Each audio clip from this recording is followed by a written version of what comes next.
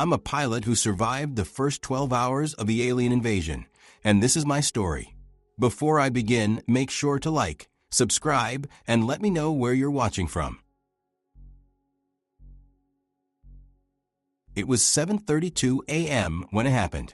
I was halfway across the Atlantic, piloting American Airlines Flight 853 from JFK to Heathrow with 211 passengers and 9 crew members aboard. Cruising at 38,000 feet gives you a perspective most people never experience. That thin line where the deep blue of the stratosphere meets the blackness of space. That's why I saw them first, before the rest of the world even knew what was coming.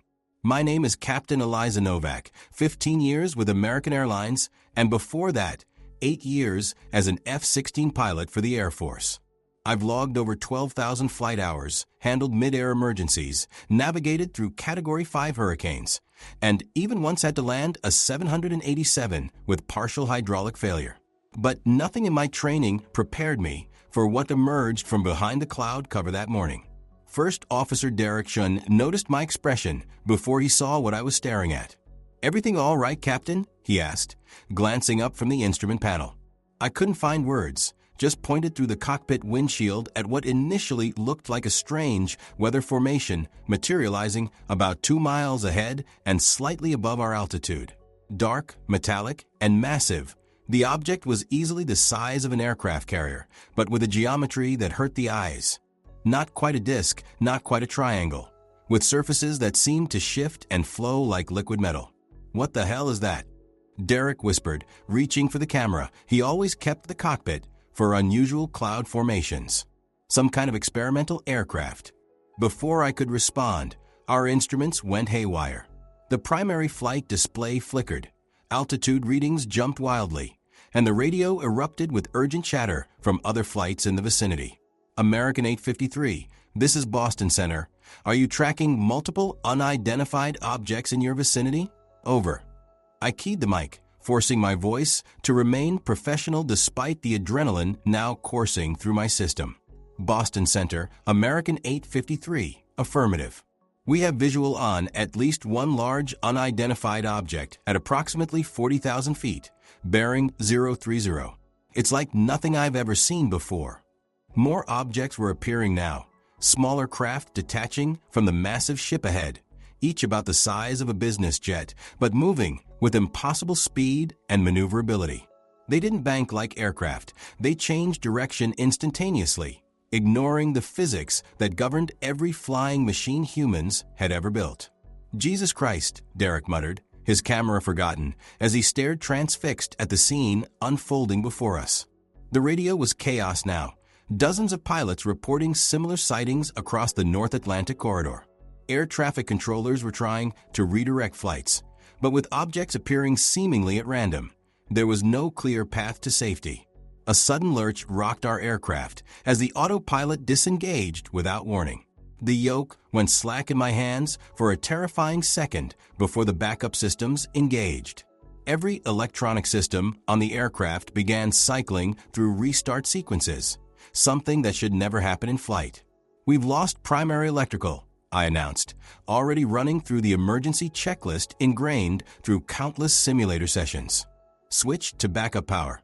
Derek tried to re-establish communication with Boston Center.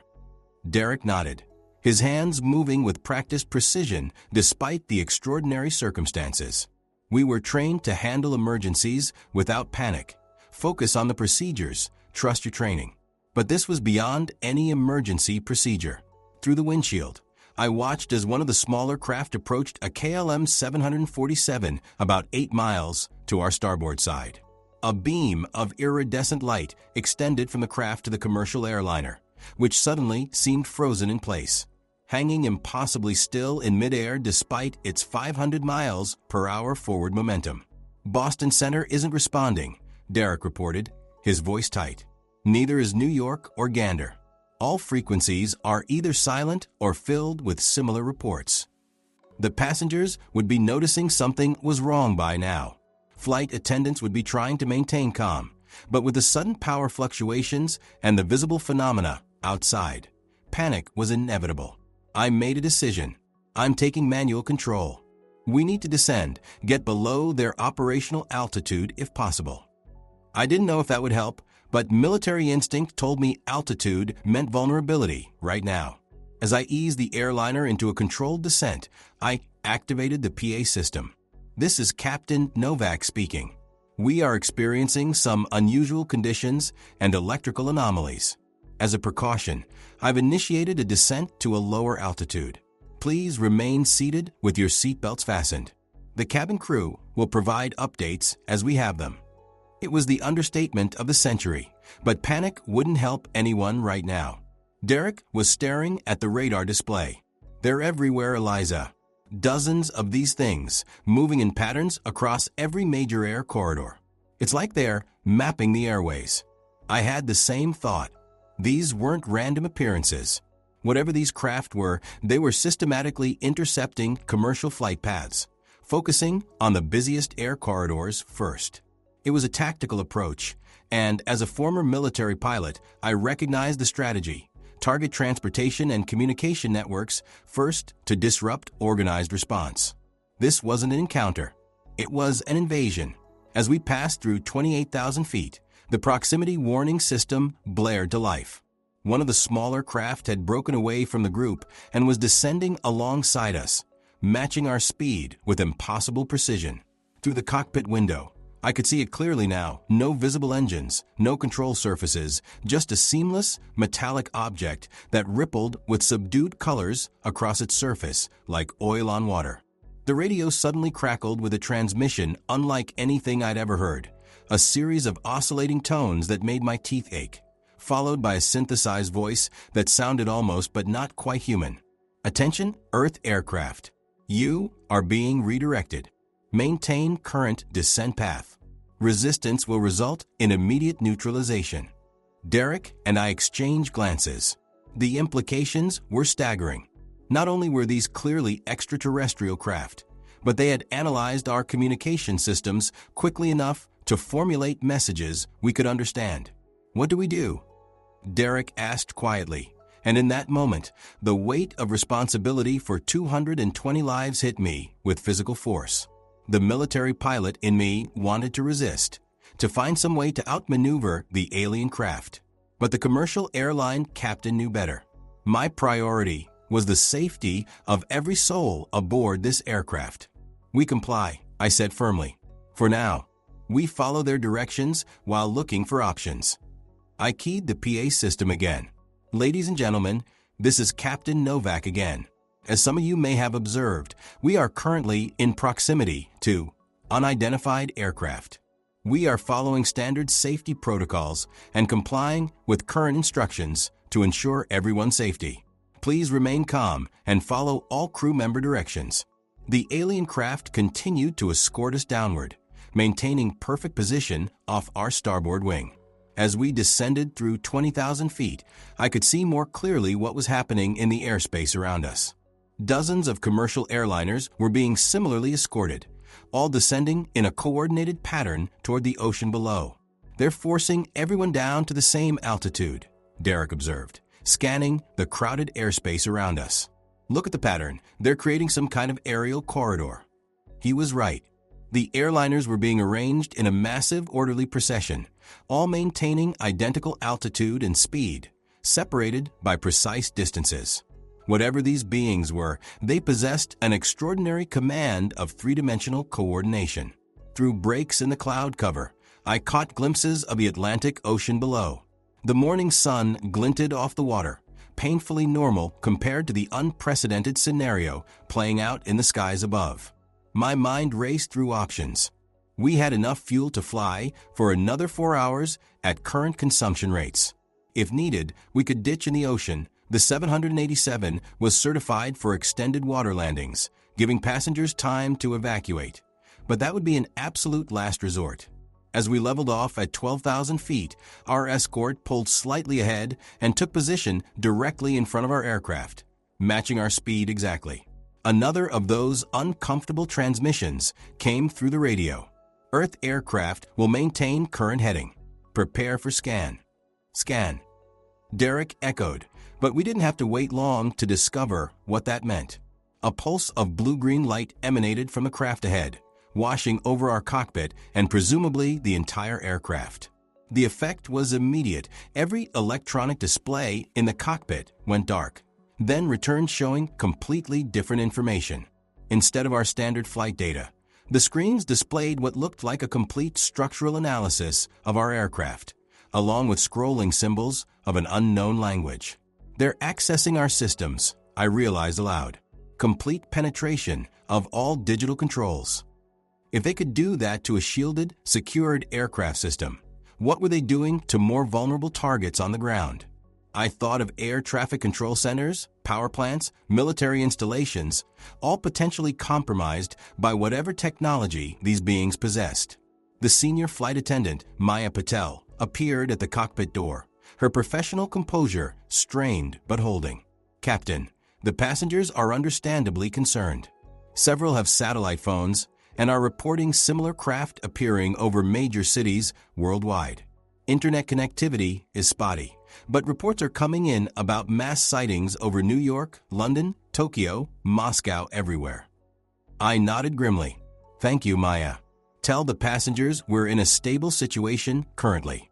Have them turn off electronic devices as a precaution and prepare the cabin for potential emergency procedures." After she left, Derek turned to me. "This is global, a coordinated, worldwide operation.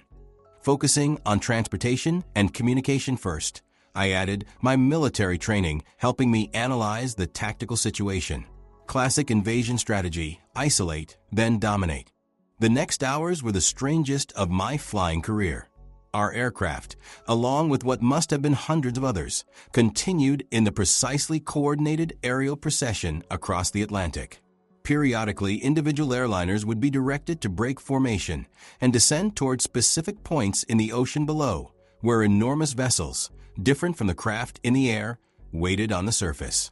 Through brief, static-filled radio transmissions, we learned that those aircraft were being evacuated, passengers and crew transferred to the vessels below for unknown purposes. The empty aircraft were then directed out to sea, where they simply disappeared from radar. "They're selecting certain flights," Derek noted after watching this process repeat several times. "There's a pattern, but I can't figure out what criteria they're using." I had been thinking the same thing. "Military backgrounds," I suggested quietly. "Look at the flight paths of the selected aircraft. Flights to and from cities with significant military installations or defense contractors. Our passenger manifest includes 3 Pentagon officials and a Lockheed Martin executive." Derek's eyes widened as he processed this information. "They're gathering intelligence, taking people who might have valuable information about Earth's defense capabilities." The realization chilled me. This wasn't random. The aliens were systematically identifying and collecting humans with specific knowledge or abilities. And if they could access our flight systems so completely, they likely had access to passenger manifests, perhaps even more detailed information about who was aboard each flight.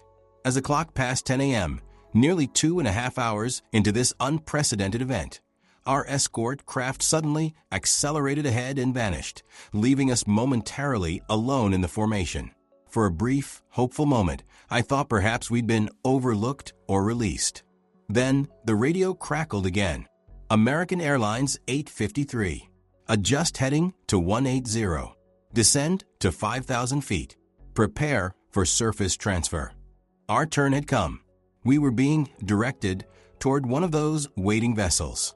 I exchanged glances with Derek, seeing my own grim determination reflected in his eyes. We had 220 people aboard who were depending on us to make the right decisions in an impossible situation. "We need options," I said quietly, ensuring the radio was off. "We could ignore the instructions," Derek suggested, though his tone indicated he knew the likely consequences. "Try to break formation, head for the nearest landmass, and risk them disabling the aircraft entirely? We've seen what their technology can do. If they shut down our systems at this altitude." I left the sentence unfinished. We both knew what would happen. I made another announcement to the passengers, trying to project a calm I didn't feel. "Ladies and gentlemen, we're being directed to alter our course. I want to assure you that the aircraft is functioning normally under our control. We are evaluating all options to ensure your safety." The lie felt bitter in my mouth. We weren't in control, not really, but panic wouldn't help anyone right now. As I adjusted our heading and began the descent to 5,000 feet, I noticed something strange on the radar. A single contact approaching rapidly from the northeast, moving at a speed no commercial aircraft could achieve. "Military intercept," Derek whispered, noticing it simultaneously. "Has to be." He was right. The profile matched fighter jets, likely F-22s or F-35s based on the speed. Someone on the ground was finally mounting a response. Hope flared briefly, then died as I watched the radar.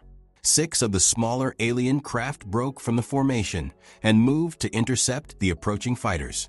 What happened next was visible only as data points on our instruments, but the story they told was clear. The fighters' radar signatures simply vanished, one after another, in a matter of seconds. Humanity's most advanced combat aircraft had been neutralized without apparent effort. We continued our descent, breaking through a cloud layer to see the ocean surface below.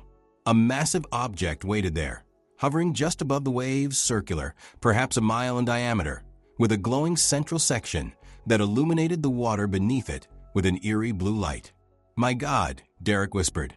"It's like a giant processing station." He wasn't wrong. As we drew closer, I could see the operation more clearly. Aircraft were being guided to specific points around the massive craft's perimeter. What looked like extensible walkways would then connect to each airliner's doors, and passengers and crew would be escorted out in orderly lines. What happened to them after they entered the alien vessel was impossible to determine from our vantage point. "I can't land on that thing," I said finally, making the decision I'd been wrestling with since we'd been singled out. "I can't deliver these people to an unknown fate." Derek nodded, his jaw set. "So what's the play?" I thought rapidly, drawing on every bit of training and experience from both my military and commercial career.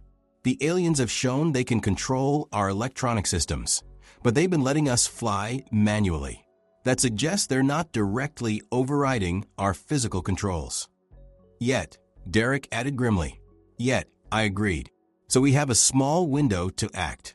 When we get close to that thing, I'm going to bank hard and accelerate away from it. Head for the nearest landmass, at our current position, probably Ireland or Portugal." "They'll pursue immediately," Derek pointed out. "Undoubtedly. But they've been careful so far not to damage aircraft or harm passengers. There's value in keeping humans alive and intact. That gives us a small advantage. They have constraints we don't currently understand." The plan was desperate with too many unknowns, but it was better than passive compliance with whatever fate awaited us on that vessel. As we descended below 3,000 feet, I made one final announcement to the cabin. "This is Captain Novak. Everyone brace for possible evasive maneuvers. Secure any loose items immediately and check that your seatbelts are fastened tightly." I switched to the crew channel. "Maya, secure the cabin now. We're going to experience some unusual maneuvers. It's going to get rough." "Understood, Captain," came her steady reply. I could hear her immediately instructing the other flight attendants. We were now less than a mile from the designated approach point. 2 escort craft had taken position on either side of us, guiding us toward a specific docking area on the massive vessel. "Ready?" I asked Derek, who was gripping the secondary controls. "As I'll ever be," he replied, his voice tense but resolute.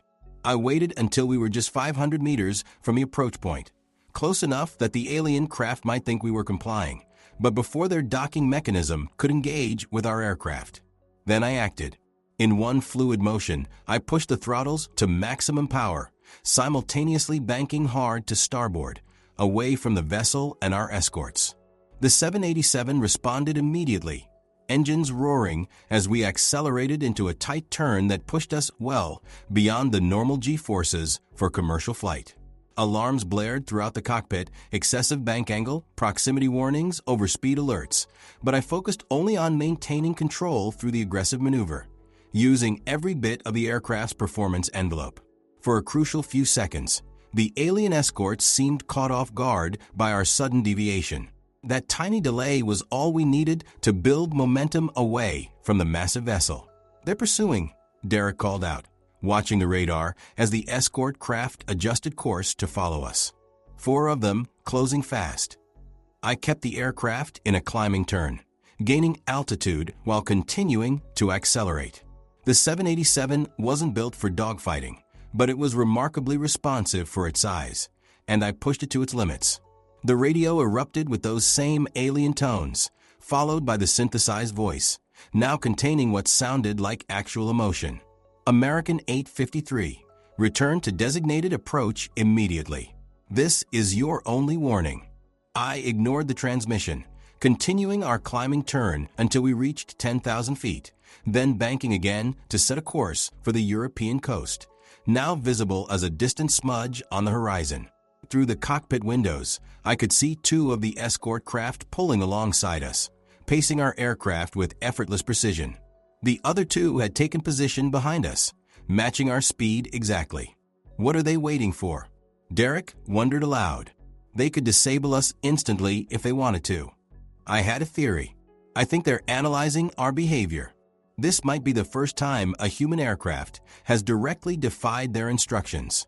They're studying our response, perhaps recalculating how to handle us. That hypothesis seemed confirmed when one of the craft ahead suddenly accelerated and repositioned itself directly in our flight path, hovering impossibly in place despite the 500-knot relative airspeed. I had seconds to react. Banking wasn't an option with escorts on both sides. Climbing would only delay the inevitable. That left only one direction.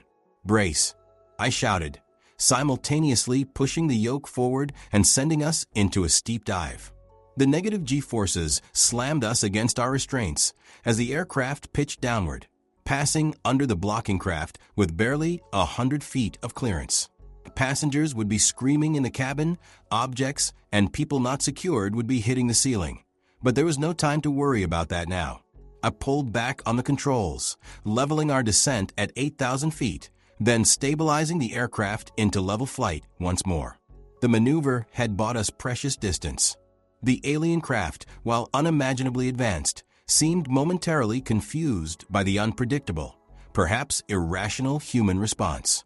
They quickly regrouped, but we'd gained nearly 2 miles of separation. "They're pursuing again," Derek reported, his voice tight but controlled. "But they're keeping distance. It's like they're observing us now." The European coastline was growing larger by the minute. We were perhaps 15 minutes from crossing over land, though what waited for us there was impossible to know. If the alien presence was truly global, as reports suggested, landing might only delay the inevitable. Then something new appeared on our radar, multiple contacts approaching from the direction of the coastline, moving fast, but clearly not alien craft. Their radar signatures identified them as Eurofighter Typhoons, likely scrambled from RAF bases in the UK. "This could get complicated," Derek observed. "If they open fire, we're caught in the middle." I didn't have time to respond before our radio crackled with a human voice, the first we'd heard in hours. "American 853, this is RAF Intercept Alpha. We are approaching your position. Be advised, we are under orders to escort all civilian aircraft to designated safe zones. Do you copy?" I grabbed the radio. "RAF Alpha, American 853. Copy your transmission. Be advised we are being pursued by multiple unidentified craft with hostile intent. Request immediate assistance. Understood, American 853. Maintain your current heading. We will intercept in approximately 3 minutes." The Typhoons were still too far away to see visually, but their approaching signatures on radar provided the first real hope we'd had since this began. If Earth's military forces were organizing a response, establishing safe zones, perhaps there was a chance. That hope was short-lived. Without warning, our aircraft shuddered violently as if caught in extreme turbulence. Every electronic system went dark simultaneously, displays, radios, even the emergency backup systems. The engines sputtered and died, leaving only the eerie silence of unpowered flight. We were gliding, rapidly losing airspeed and altitude. Total systems failure, Derek reported unnecessarily, already working through the restart procedures we'd never expect to use outside a simulator. Nothing responded. The alien craft had stopped pursuing and now hovered at a distance, watching as our aircraft began its powerless descent toward the ocean below. This was it. They decided that if they couldn't have us, no one would. The calculated risk I'd taken had failed spectacularly. "Prepare for ditching," I ordered, forcing calm into my voice as I took the PA handset, which still functioned on backup battery power. "This is the captain. Brace for water landing. Assume crash positions immediately." Without power, the 787 was still remarkably controllable, a testament to its aerodynamic design. I could maintain a glide ratio that would give us a fighting chance at a survivable water landing. We had maybe 5 minutes of controlled flight remaining before we'd hit the surface. The intercom buzzed. Maya's voice came through, professionally calm despite everything. "Captain, the cabin is secured for water landing. Passengers are in brace positions." "Good work, Maya. Tell the crew." I paused, searching for the right words. "Tell them it's been an honor." Derek and I worked silently, running through the ditching procedures. Without power, many of the automated systems wouldn't function, but the aircraft was designed to float long enough for evacuation even in a worst-case scenario. Through the windshield, I could see the Typhoons now, having arrived at our position. They circled the alien craft cautiously, weapons visibly armed but not firing. A standoff, with our powerless aircraft descending through the middle of this unprecedented confrontation. 2 minutes to impact, Derek called out, his eyes fixed on the altimeter, which was still functioning on mechanical backup. I focused entirely on maintaining the optimal glide angle, keeping the nose slightly elevated, trying to bleed off as much speed as possible before we hit the water. The ocean surface seemed to rush up to meet us, waves visible now, wind conditions thankfully moderate. 1 minute. I removed my hands from the useless throttles and placed them firmly on the yoke, preparing for the impact that would determine the fate of everyone aboard. 30 seconds. The alien craft suddenly moved, dropping lower, keeping pace with our descent. What were they doing? Observing our crash? Preparing to collect survivors? 15 seconds. Airspeed 180 knots. Derek's voice was rock steady. "Brace, brace, brace." I called out, using the remaining battery power in the PA system. The ocean filled our windshield completely now. I pulled back slightly on the yoke, trying to achieve the flattest possible contact with the surface. Then something impossible happened. Just as our landing gear was about to touch the waves, the aircraft shuddered again, but differently this time. A sensation like static electricity washed over everything in the cockpit. The instruments flickered back to life. The engines restarted with a roar. Instinctively, I pushed the throttles forward and pulled back on the yoke. The 787 responded instantly, engines at full power, nose lifting away from the water.